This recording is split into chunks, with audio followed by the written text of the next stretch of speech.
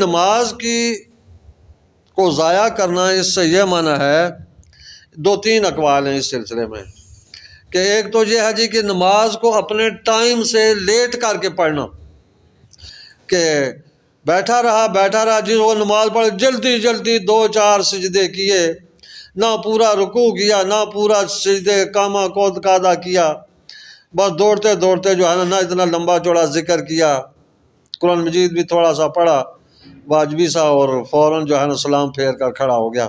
تو یہ آپ نے فرمایا یہ نماز کو ضائع کرنے والی چیز ہے.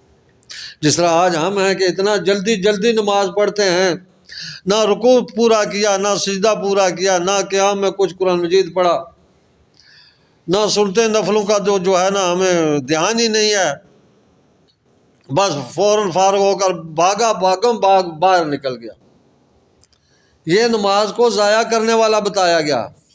ایک تو یعنی کہ وقت گزار کر آخری ٹائم مکروہ ٹائم میں نماز پڑھنا، اور دوسرا ارکان کی پابندی نہ کرنا، کہ فرض ہے، واجبات ہیں، سنت ہے، مستحبات ہیں، ان کی پابندی نہ کرے آدمی.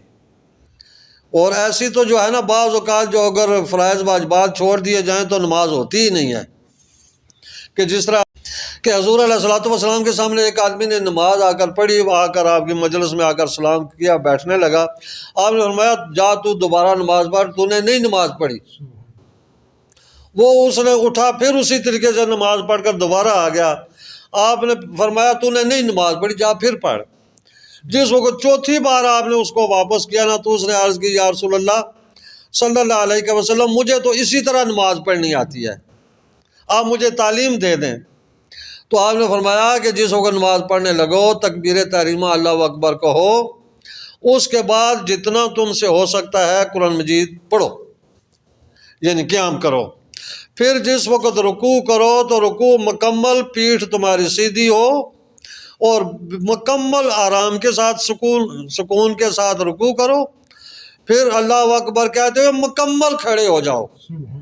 وہ جس طرح ہمارے بعض لوگوں کو عادت ہے کہ وہ رکوع سے معمولی سا اوپر کو اشارہ کر کے وہیں پھر دوبارہ سجدے کو چلے جاتے ہیں، یہ نہیں.